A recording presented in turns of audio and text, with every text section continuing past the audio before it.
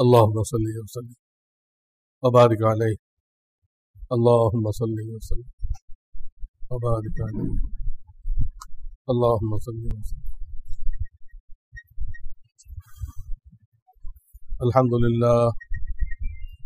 الحمد لله وكفى وسلام على عباده الذين اصطفى أما بعد فأعوذ بالله من الشيطان الرجيم بسم الله الرحمن الرحيم. يا أيها الناس إنا خلقناكم من ذكر وأنثى وجعلناكم شعوبا وقبائل لتعارفوا إن أكرمكم عند الله أتقاكم إن الله عليم خبير. وقال النبي صلى الله عليه وسلم الدنيا كلها متاع وخير متاع الدنيا المرأة الصالحة أو كما قال عليه الصلاة والسلام. الحمد لله ثم الحمد لله.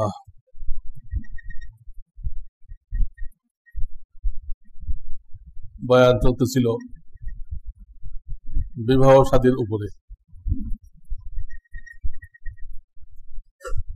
এর কারণ আমি বলেছি শরিয়াতে এটা অনেক বড় ইবাদত। আপনার আমার আন্ডারে যে বিবি আছে আল্লাহ দান করছে, কিন্তু এটা অনেক বড় পরীক্ষার বস্তু। প্রতিনিয়ত আল্লাহ তাআলা রেকর্ড করতেছেন। আল্লাহ যে আপনার জন্য একজন খাদেমা দান করছেন, আল্লাহ বাদশার পক্ষ থেকে গিফট, তার সাথে আপনার আচরণ কি? সে যাই করুক তারটা সে বুঝবে, তাদের আকলও কম দেওয়া হয়েছে। আপনি আমি দেখবো আমাদের সাইড, আমি তার হক কতটুকু আদায় করলাম, সে কতটুকু আদায় করলো এটা সাবজেক্ট না। যতটুকু করে আলহামদুলিল্লাহ। প্রত্যেকটা মানুষের মনোভাব এই হওয়া দরকার। অন্যরা আমার জন্য যা করে ওইটুকুই বেশি, আমি কোনো কিছুর উপযুক্ত না।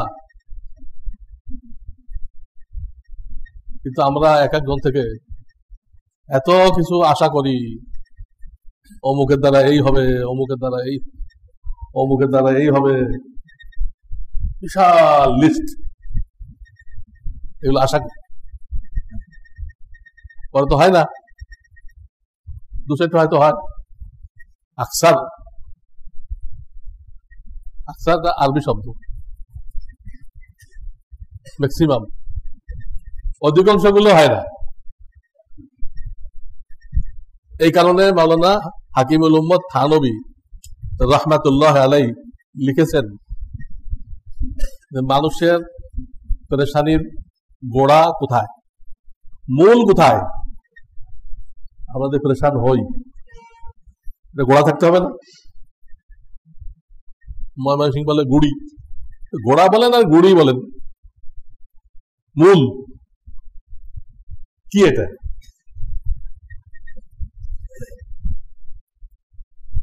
আপনারা বলতে পারবেন না, অনেক আলেমরাও বলতে পারবেন না। এটা হাকিমুল উম্মত মুজাদ্দিদুল মিল্লাত মাওলানা আশরাফ আলী থানবী রাহমাতুল্লাহ আলাইহি বলেছেন। যার উদ্ধৃতি না দিলে আপনার কথা পাকাপোক্তা হবে না, গ্রহণযোগ্য হবে না। পৃথিবীর শ্রেষ্ঠ মাদ্রাসা ভারতের উত্তরপ্রদেশে দারুল উলুম দেওবন্দ, যেখানে সারা দুনিয়ার থেকে ছাত্ররা পড়তে আসে, স্টুডেন্ট ভিসা নিয়ে সারা দুনিয়ার থেকে, কাফেরদের দেশে থেকেও। কিন্তু দুঃখজনক হলেও সত্য, বাংলাদেশ থেকে যাইতে পারবে। এখান থেকে কোন ছাত্র ওই মাদ্রাসায় সে স্টুডেন্ট ভিসা নিয়ে যাবে, এটা এখনো কোনো আইন পাস হয়নি। অন্তত শোনা যায় এই গভর্নমেন্ট নাকি স্বীকৃতি দিচ্ছে। এই স্বীকৃতির কি অর্থ, কি তর্জমা, কি ব্যাখ্যা? একটা ছেলে যদি উচ্চশিক্ষার জন্য সবচেয়ে ভালো প্রতিষ্ঠান দুনিয়ার যেটা আমাদের সাথে লাগোয়া, সেখানে বৈধভাবে যাইতে পারে না, দু চারজন যায়, পলাই দেয়, ওই দেশের ঠিকানা দিয়ে ভর্তি হয়, এটা তো হলো না। গেছে নফল এলেম শিখতে, ফরজ এলেম তো এই দেশে আছে, নফল এলেম শিখতে গেছে, এখন ভিসা না দেওয়ার কারণে তাকে মিথ্যা লিখতে হচ্ছে, হারাম কাজ করতে হচ্ছে। নফল কাজ করার জন্য হারাম কাজ করা যায় যাচ্ছে, কাজ করতে যেতেন, ওই কাজটা নফল, কিন্তু ওই কাজটা করার জন্য আপনি আশ্রয় নিচ্ছেন কিসের? হারামের। শরীয়ত তো আছেই, আপনার বিবেক কি বলে? নফল কাজের সাথে হারাম কাজ করা যায়? একটা মানুষ, গরিব মানুষ কষ্ট পাইতেছে, তারা কিন্তু সাহায্য করা দরকার। তাই এক লোকের মাথায় আসলো, আমি যদি কিছু ডাকাতি করে এনে এই লোকটাকে সাহায্য করতে পারি, তাহলে আল্লাহ আমাকে অনেক দেখি দিবে। ওই লোকটাকে সাহায্য করা তার জন্য নফল, সেই সাহায্য করার জন্য সে পদ্ধতি নিছে কি? ডাকাতি করার। এই নকশালরা এই কাজটা করছিল, শোনেন নাই? নকশাল এখন আছে, ওর নামে আছে, আল্লাহ জানে, থাকবেই। আমাদের ছাত্ররা এগুলো করতেছে। আমি যে কথাটা বলতে চাচ্ছিলাম, এই মাদ্রাসা হলো পৃথিবীর শ্রেষ্ঠ মাদ্রাসা। দুনিয়াতে যত কওমি মাদ্রাসা দেখতেছেন সব এটা শাখা, বাংলাদেশে হোক, ভারতে হোক, পাকিস্তানে হোক, জাপানে হোক, মালয়েশিয়া হোক, কওমি মাদ্রাসা দেখতেছেন লক্ষ লক্ষ, সব এটা শাখা। এখানে যারা উস্তাদ আছে তারা কোনো কথাকে মজবুত করতে চাইলে এটাই অথেন্টিক মজবুত, তো রেফারেন্স দিতে হয় যে মাওলানা আশরাফ আলী থানভী তার অমুক কিতাবে এটা লিখছেন, এইটা বলার পরে অথেন্টিক হয়, তার আগে হয় না। এমন ব্যক্তি দিন, আল্লাহ আল্লাহ। আমাদের দেশে যারা দিনদার, তারা ওনার নামটা হয়তো জানে, তারা দিনদার না, তারা নামও জানে না কে আশরাফ আলী। হাফিজ হুজুর রহমাতুল্লাহ আলাই, মাওলানা শামসুল হক ফরিদপুরি রহমাতুল্লাহ আলাই, বড় কাটাদার পিরিজি হুজুর রহমাতুল্লাহ আলাই, সিলেটের মাওলানা আতহার আলী রহমাতুল্লাহ আলাই, এরা সব ওই থানভী ফ্যাক্টরির মাল। থানভী তো একটা ফ্যাক্টরি প্রতিষ্ঠান, একটা মাদ্রাসা ফ্যাক্টরি। আমি রহমানিয়া আছি, এটা ফ্যাক্টরি। এখানে মাল একরকম, আর এখানতে নেবেন আর এক রকম, প্রত্যেকের দৃষ্টিভঙ্গি ভিন্ন।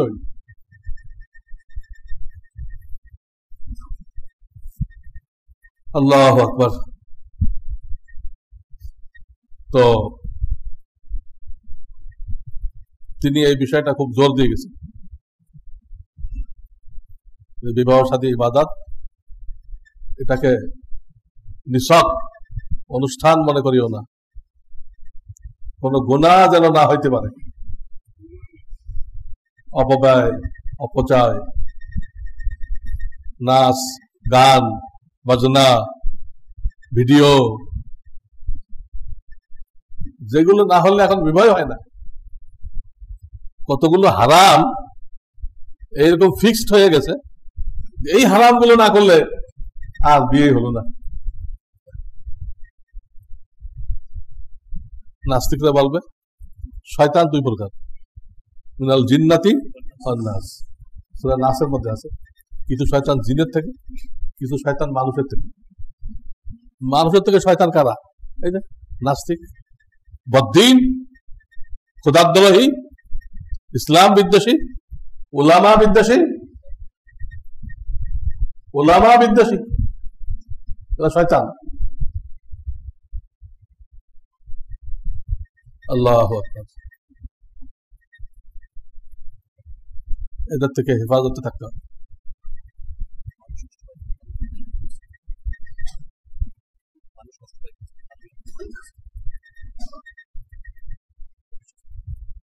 দুই কিসিমের শয়তান থেকে আল্লাহর কাছে পানা চাইতে হবে।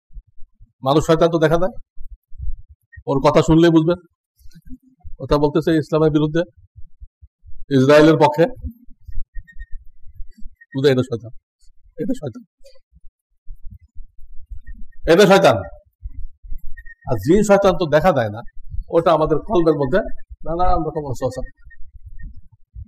ইন্নামা যালিকুমুশ শাইতান ইউখাউফু আউলিয়াআহ। আল্লাহ কোরআনে বলতেছেন শয়তান কি করে? তোমাদেরকে ভীতি প্রদর্শন করে তার বন্ধুদের থেকে, ভীতি প্রদর্শন করে, ভয় দেখায়। কার থেকে? তা এই অমুক দেশে ভয় করো, আর না কিন্তু তুমি শেষ, অমুক দেশে ভয় করো, ইসরায়েলের বিরুদ্ধে দেয় না। এই শয়তান, শয়তানের সবক, শয়তানের সবক। আমেরিকার বিরুদ্ধে দেয় না, শয়তানের সবক।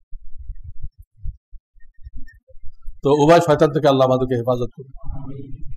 তো আমি যে কথাটা শুরু করছিলাম, আমরা যে পরেশান হই, চিন্তিত হই, মনক্ষুণ্ণ হই, গোড়া কোথায়? গোড়া তো জানি না, আলেমরাও জানে না, ইল্লা মাশাআল্লাহ দু চারজন হয়তো জানে। হাকিমুল উম্মত থানবী লিখছেন গোড়া হলো সিদ্ধান্ত। পরেশানের গোড়া কোথায়?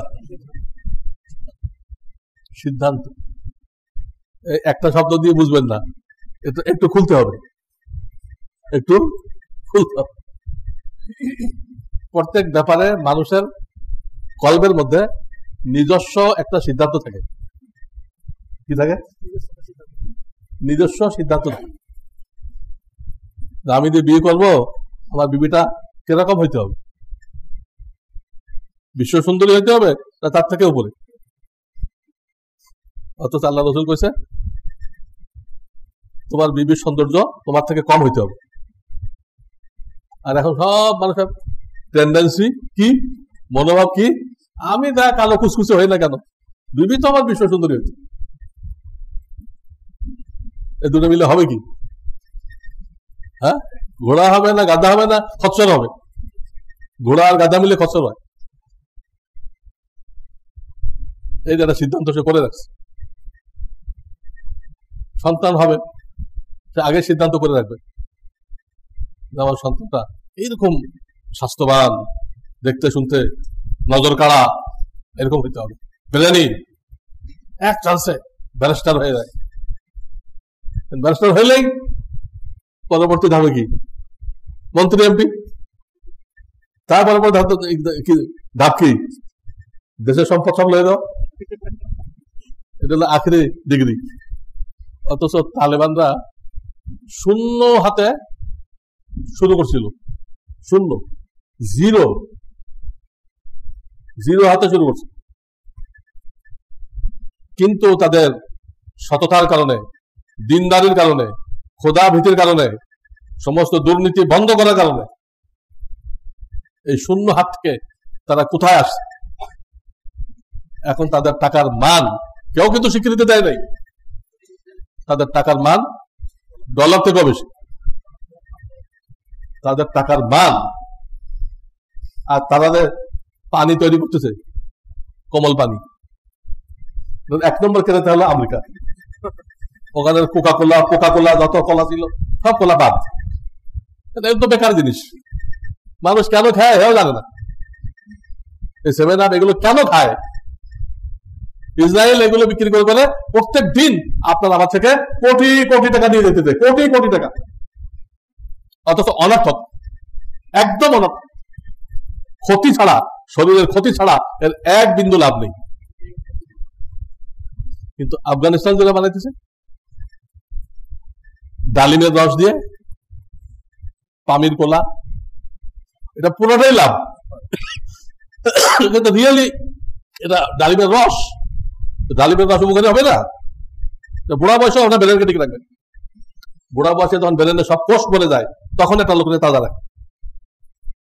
এটা যদি আসে বাজারে, সব ইহুদিরা যা বানাইছে, ইহুদিরা সব বাতিল হয়ে যাবে।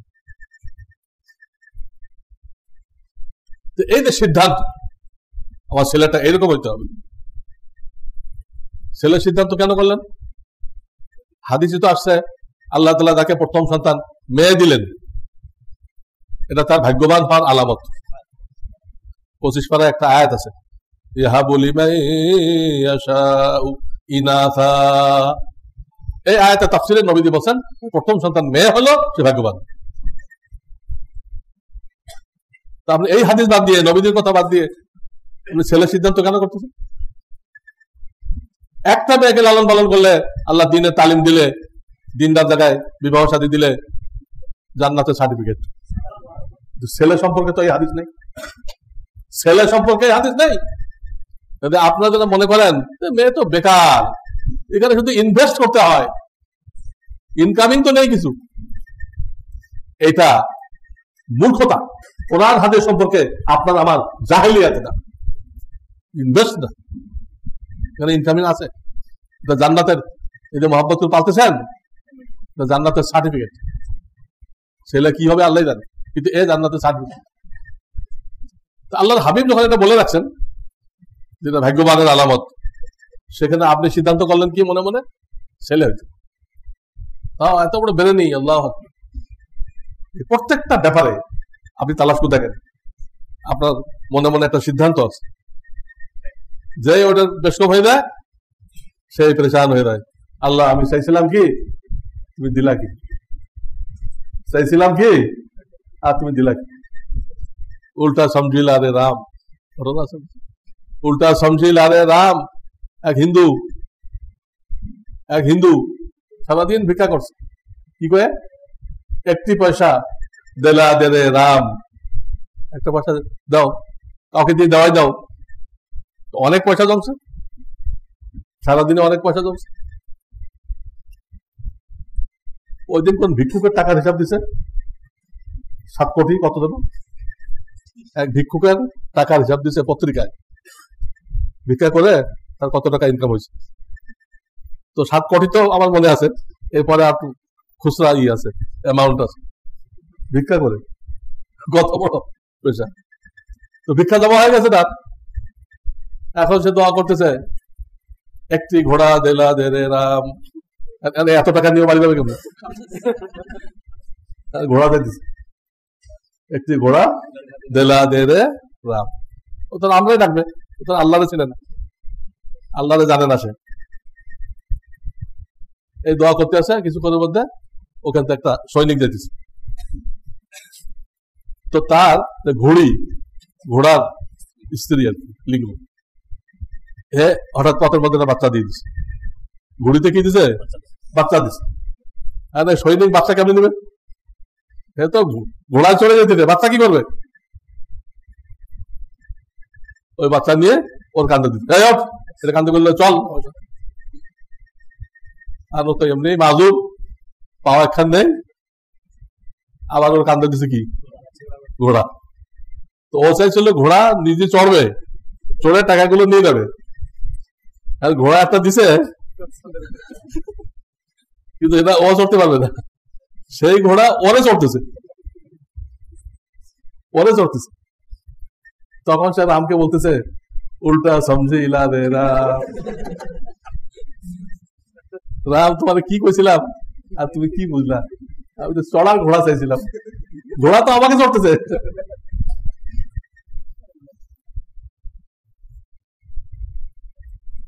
তো বলতেছিলাম সিদ্ধান্ত প্রত্যেকটা ব্যাপারে আল্লাহর কাছে হাওয়ালা করতে হবে, ন্যস্ত করতে হবে। আল্লাহ এই ব্যাপারে যেটা ভালো, আপনি আমার জন্য সেটা ফয়সালা করেন। প্রত্যেকটা ব্যাপারে কার হাওয়ালা করতে হবে? আল্লাহ। আপনি সিদ্ধান্ত করবেন না। আপনি কি ভবিষ্যৎ জানেন ভালো হবে না মন্দ হবে? ছেলে চাইতেছেন, এই ছেলে আলেম হবে না নাস্তিক হবে আপনি জানেন? আলেম হবে না নাস্তিক হবে না মহল্লার বড় ভাই হবে, কি হবে এটা আমরা ভবিষ্যৎ জানি না। এই জন্য আল্লাহর কাছে ছেড়ে দিতে, আল্লাহ আমার জন্য মঙ্গল করো, দুনিয়াতে কাজে লাগে, কবরে কাজে লাগে, হাসরে কাজে লাগে, এরকম দৌলত আমাকে দাও, এলো নিয়ম। তাহলে আপনার কষ্ট লাগবে না। আর সিদ্ধান্ত করে রাখবেন, ওটা যেই হবে না সেই কি লাগবে, কষ্ট লাগবে। ব্যবসায়ীরা বলে এবার আবার 20 লক্ষ টাকা লস হয়ে গেছে, আপনার তো শুনে ঘাবড়াই দেন, আল্লাহ আকবার, 20 লক্ষ টাকা, কারোর 20 কোটি টাকা লস হয়ে গেছে, চলবে কেন? কিন্তু অনেকে এর অর্থ বোঝে না, কিন্তু লস হয়ে গেল এর অর্থ অনেকে বোঝে না, কেউ কেউ বোঝে, কেউ বোঝে তো কেউ বোঝে। এর অর্থ হলো সে একটা লাভ ঠিক করে রাখছিল, আমি তো মাল কিনে আনলাম, এটা 1 বছর আমার এই পরিমাণ লাভ হবে, লাভ হয়েছে, কিন্তু ওই দিন সে শোনাইতে যে এত টাকা লস হয়ে গেছে, ওটুক কম হয়েছে, লাভের থেকে ওইটুক কি হয়েছে, কম হয়েছে। ওইটা সব জায়গায় বলে বেড়াইতে যে আমার তো বিশাল লস হয়ে গেছে, লস কিন্তু 1 টাকাও হয় নাই, লাভের থেকে একটু কম হয়েছে, এমন পরিভাষা বানাইছে। তো সে আগে তো ওটা ঠিক করলো কেন, এত টাকা লাভ হবে, আর এখন কিন্তু লস হয়ে গেছে। লস তো হয় নাই, কত দ্বারা আল্লাহ নাশুকরি হলো না, লাভ হয়েছে একটু কম হয়েছে, আল্লাহ নাশুকরি হয় নাই, নাশুকরি হয় নাই। এদের সমস্ত পরেশানির মূল হলো প্রত্যেকটা ব্যাপারে আমরা মনের মধ্যে একটা সিদ্ধান্ত করে রাখি, এটা এইরকম হইতে হবে, এটা এইরকম হইতে হবে, যে সেরকম হয় না পেরেশান। কেন সিদ্ধান্ত করেন? আপনি সিদ্ধান্ত করার কে? আপনি কি কোনো কিছুর মালিক? আপনি আপনার নিজের মালিক? আপনি আপনার বিবির মালিক? আপনার ছেলে মেয়ের মালিক? আপনার দোকানের মালিক? আপনার ফ্যাক্টরির মালিক? কোনো কিছুর মালিক না, আপনি জাস্ট একজন দারোয়ান, আপনি একজন দারোয়ান, সব কিছুর মালিককে লিল্লাহি মা ফিস সামাওয়াতি ওয়া মা ফিল আরদি জামিআ। যা কিছু দেখতেছো আসমান জমিনে, আল্লাহ বলতেছেন এই সব কিছুর মালিকানা আমার, আমি রব্বুল আলামিন, মালিকানা আমার। আপনি কি, আপনি কিছু করেন না, পাহারাদারি করবেন, দারোয়ানগিরি পরে আপনি মাটির নিচে চলে যাবেন, আমরা সবাই যাবো, আর এক ব্যাচ আসবে, ওরা কিছুদিন দারোয়ানগিরি করবে, ওরা মাটির নিচে যাবে, আর এক গ্রুপ আসবে। হযরত আদম থেকে এই পর্যন্ত এই জমিনে কত লোক মালিকানা করে গেছে, মালিকানা মানে দারোয়ানগিরি করে গেছে, কেউ কি আছে? সব মাটি নিচ্ছে, আমরাও মাটি নিচ্ছি। আল্লাহ নতুন নতুন গ্রুপ আনবে ওদের পরীক্ষা নেওয়ার জন্য, টেস্ট করার জন্য, যে মালিকানা পেয়ে ফেরাউন হও, হ্যাঁ না আল্লাহ আল্লাহ হও। আল্লাহ দেখতে চায় এটা, এই দেখার জন্য কিছুক্ষণের জন্য আপনার হাতে দিবে। অস্থায়ী মালিকানা, আসল মালিকানা কার? এই জন্য অনেকেই বলে, ছাত্র ভর্তি করতে আনে মাদ্রাসায়, অনেকেই বলে হুজুর আল্লাহর মাল আপনাদেরকে বুঝাই দিয়ে গেলাম, নিজের ছেলে বলে না, বলে আল্লাহর মাল আপনাদেরকে বুঝাই দিয়ে গেলাম, এই পর্যন্ত ঠিক কইছে, তারপরটা ভুল কইছে, তারপরে কি কয়, বুঝাই দিয়ে গেলাম, এর গোশত আপনার, হাড্ডি আমার, গোশত আপনার, হাড্ডি, মানে পড়াশোনা করার জন্য সাংঘাতিক পিটাইবেন, গোশত ছিলি ফেলবেন, তার জন্য হাফেজ হয়। এদিকে বলতে গোশত আপনার আর হাড্ডিগুলো আমাদের ফেরত দিবে, এটা বলা যায় না। যেহেতু এরকম নাবালেগকে 14-15 বছরে বালেগ হয়, এই বালেগ হওয়ার আগ পর্যন্ত বেদ দিয়ে মারা, উস্তাদ তো দূরের কথা, কোন বাপের জন্য জায়েজ নেই। নাবালেগকে বেদ দিয়ে লাঠি দিয়ে মারা উস্তাদের জন্য তো হারাম আছেই, খোদ ওই সন্তানের যে পিতা বাপ, যার অরজাত সন্তান, সে ওই বাপের জন্য এই অধিকার নেই। যে অধিকারটা আপনার নেই সেটা আরেকজনকে দিচ্ছেন কেন? কেন দিচ্ছেন? আগে তো আপনার মালিকানা থাকতে হবে। চক্ষুদান হারাম কেন? আপনি চোখের মালিক না। চক্ষুদান হারাম কেন? কোন অঙ্গের আপনি মালিক না। একমাত্র মুমূর্ষু রোগীকে রক্ত দেওয়া যায়, বিক্রি না, দেওয়া যায়, দান করে, তো রক্তটা কিছুক্ষণের মধ্যেই কভার করে, হয়ে যায়। চোখ দিয়ে দিলেন, আটা চকি বাজাবে কেন? তো আমি হাদিসটা পড়ছিলাম, তর্জমা করে দেই। এই হাদিসে নবীজি বলেছেন, দুনিয়াতে তোমাদেরকে যত দৌলত দেওয়া হয়েছে, যত সম্পদ দেওয়া হয়েছে, যত নেয়ামত দেওয়া হয়েছে, যত, এর মধ্যে সবচেয়ে উত্তম নেয়ামত, 1 নম্বর সিরিয়ালের নেয়ামত তোমার নেক বিবি। খুব বুঝেন, আল্লাহ রসুলের হাদিস। আর দুনিয়া কুল্লুহা মাতা, তোমাদের যা দেওয়া হয়েছে সবই তোমাদের সম্পদ, সামগ্রী, ভোগের বস্তু। কিন্তু খায়রু মাতা'আদ দুনিয়া আল মারআতুস সালিহা, দুনিয়ার মধ্যে সবচেয়ে দামি সম্পদ হলো আল মারআতুস সালিহা। মারআত মানে বিবি, সালিহা মানে নেক। সালিহা মানে কি? নেক। অনেকে মেয়ের নাম রাখে না সালেহা, এতে বড় নেয়ামত আর নেই। এখন আপনাকে আমাকে এই কথাটা বুঝতে হবে, নবীজি এখানে উত্তম নেয়ামত বলা হয়েছে, আর আয়াতে বলা হয়েছে লিতাসকুনু ইলাইহা, তুমি কত ক্লান্ত শ্রান্ত হয়ে আসবা, যখন বিবির কাছে আসবা কিছুক্ষণের মধ্যে, 5 মিনিটের মধ্যে সব ক্লান্তি দূর, সব দূর হয়ে যাবে। কি কঠিন গরম, আপনি ঘরে ঢুকে জানালা বন্ধ করে এসি চালু করে দিলেন, তো কি হবে? ঠান্ডা হবে না? এসি চালু করলে ঠান্ডা হবে না? এসিতে যা ঠান্ডা করে তার থেকে বড় এসি হলো আপনার বিবি। এসির থেকে বড় এসি কোনটা? যত কষ্ট করে আসেন, যদি সে দিনদার হয় আপনাকে এমন সেবা করবে আপনার সব ক্লান্তি শ্রান্তি সব দূর হয়ে যাবে। কোরআনের শব্দ হলো লিতাসকুনু ইলাইহা। এই তাসকুনু মানে কি? তাদের কাছে যায় তোমরা আনন্দ পাইবা, আরাম পাইবা, শান্তি পাইবা। লিতাসকুনু ইলাইহা। তো বলতেছিলাম, কোরআন হাদিসে যত খবর আছে, সংবাদ, কোন সংবাদ উদ্দেশ্য না, উদ্দেশ্য আদেশ। উদ্দেশ্য কি? যত সংবাদ পাইবেন প্রত্যেকটা উদ্দেশ্য আদেশ। এখানে বললো যে দুনিয়ার সবচেয়ে দামি সম্পদ হলো তোমার নেককার বিবি। সংবাদ না, হ্যাঁ, কিন্তু সংবাদ উদ্দেশ্য না। উদ্দেশ্য হলো এইরকম বিবি খুঁজে নিয়ে আসো। আগে তো উল্টা পাল্টা টাইমে থাকো, এদিকে তালিম তুলিম দিয়ে এরকম বানাও। তো সংবাদ উদ্দেশ্য না। কোন জায়গায় যত জায়গায় খবর আছে, মুসা আলাইহিস সালামের খবর আছে, কত কিছু খবর আছে, কারুনের খবর আছে, একটা উদ্দেশ্য না, সব আদেশ। ওই খবরের আড়ালে কি? এখানে এটা নেককার বানাও বা নেককার খুঁজে আনো, নেককার দেখে বিবাহ করো। চামড়ার পিছনে পড়ো না, চামড়া সাদা নাকি এর পিছনে পড়ো না, নেককার দেখো। এটা তখন সম্ভব যখন আপনি দিনদার হবে, আপনার বিবি দিনদার হবে। আলা কায়দা আছে 18 পারায়, আল খাবিসাতু লিল খাবিসিন ওয়াত তাইয়্যিবাতু লিত তাইয়্যিবিন। অপবিত্রা মহিলা অপবিত্র পুরুষের জন্য, অপবিত্র নারী মহিলা অপবিত্র, পবিত্র মহিলা পবিত্র পুরুষের জন্য। খেয়াল করেন, দুটো জায়গায় অপবিত্রটা অপবিত্রের জন্য, পবিত্রটা পবিত্রের জন্য।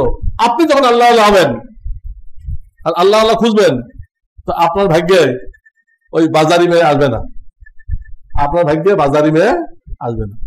অর্ধ উলঙ্গ, বেহায়া, বেহায়া এগুলো আসবে না। দিনদার হইতে হবে, দিন শিখতে হবে, আল্লাহ আল্লাহদের মজলিসে আসতে হবে, আল্লাহকে ভয় করতে হবে, রাসূলের সুন্নাত মানতে হবে। তাহলে বিবি দেখবেন সবচেয়ে দামি সম্পদ। নবীজির কঠিন বিপদের সময় নবীজিকে কে সান্ত্বনা দিত? বিবি উম্মুল মুমিনিন খাদিজাতুল কুবরা রাদিয়াল্লাহু তাআলা আনহা, যিনি আল্লাহর নবী, শ্রেষ্ঠ মানুষ, তার জীবনে পেরেশানি আসছে, সেই পেরেশানিতে ওনাকে সান্ত্বনা দিচ্ছে কে? হ্যাঁ, আর আপনি আমি এক মাসে একটু টাকাটুকু কম হয়ে গেল, তো সান্ত্বনা দিবে? আমাদের বিপদে সান্ত্বনা দিবে?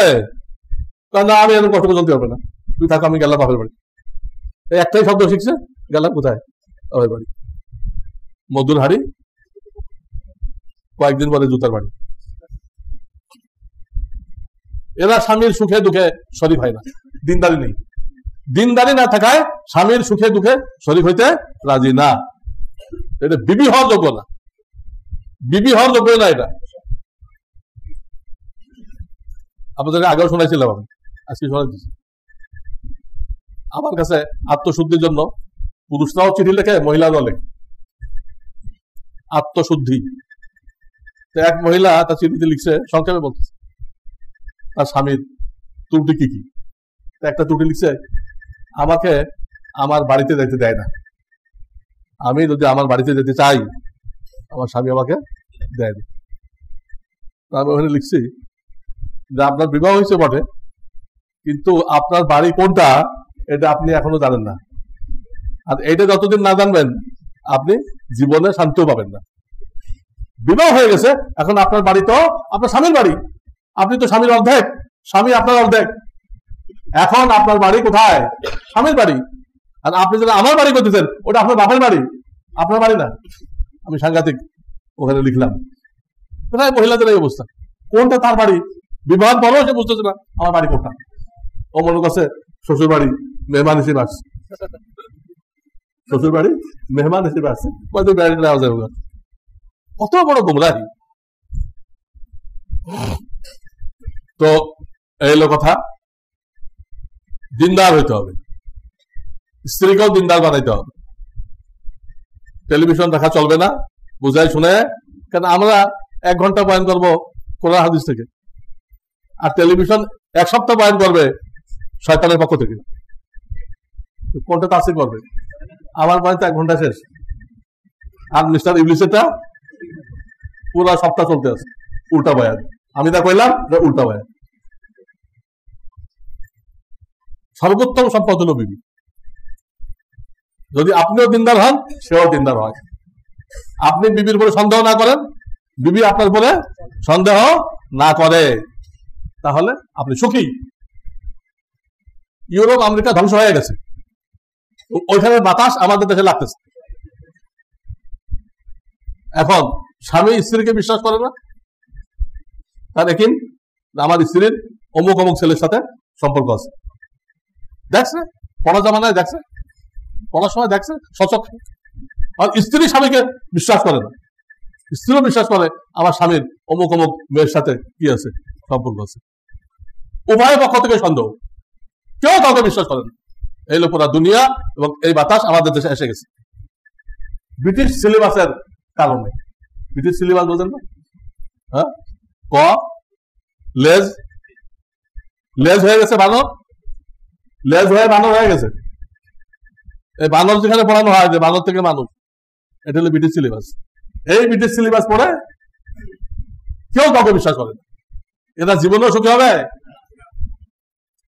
খাওয়া পড়া বাসস্থান দিয়ে লালন পালন করতেছেন আপনি, খাওয়া পড়া সবকিছু দিয়ে লালন পালন কে করতেছে? আপনি। আর এটা ভোগ করতেছে কে? আর 10-20 জন। লালন পালন আপনার দায়িত্বে, আর ভোগ করা আর কয়েকজনের দায়িত্ব। এই হলো বর্তমান দুনিয়া। খরচ আপনি পাবেন, কিন্তু ভাগে যৎকিঞ্চিত পাবেন। এখানে আরো অনেক ভাগ আছে, অনেক ভাগ। এখানে কোথায় খরচ করতেছেন? এই যে বিদেশে যায় লক্ষ লক্ষ টাকা পাঠায়, তখন ফিরে আসে বউ নেই, টাকাও নেই, বউ নেই, টাকাও নেই। তো এই চাকরির কি অর্থ? দেশে থেকে রিক্সা চালাইতে, বউটা থাকতো, বেশি খাইতে পেয়ে বউও গেল, টাকাও গেল। 100-র মধ্যে 98টা ঘটনা এই, 98টা ঘটনা এই। বউকে আমি কি দোষ দিব? সেও কতদিন সবর করবে, তার তো একটা প্রয়োজন আছে, জরুরত আছে। আপনি 5 বছর পরে আসবেন, 5 বছর পরে আসবেন, 5 বছর একটা মহিলা ধৈর্য ধারণ করতে পারে? শরীয়তে লিখছে বিবি যদি পারমিশন দেয় তো 4 মাস পর্যন্ত দূরে থাকতে পারবে। কতদিন? 4 মাস। আর আপনি 4 বছর থাকতেছেন, কি ধৈর্য ধরবে? সেটা বিপদগামী হলো, আপনিও দায়ী। এমনি তো চরিত্র নষ্ট ছিল আগের থেকে, স্কুল কলেজ থেকে নষ্ট ছিল, আর বাকিটা আপনি করে দিচ্ছেন। আখেরি পেরেক, কফিনের আখেরি পেরেক আপনি মারছেন।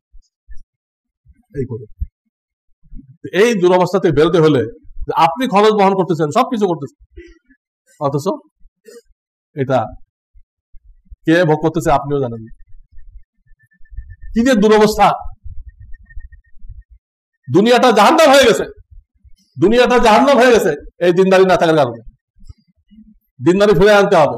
আলেম সোহবত আসেন, তাদেরকে আমাদের বয়ান শোনান, আমাদের মজলিসে যেখানে হয় সেখানে নিয়ে যান, তবলিগে মহিলাদের বয়ান হয় নিয়ে যান।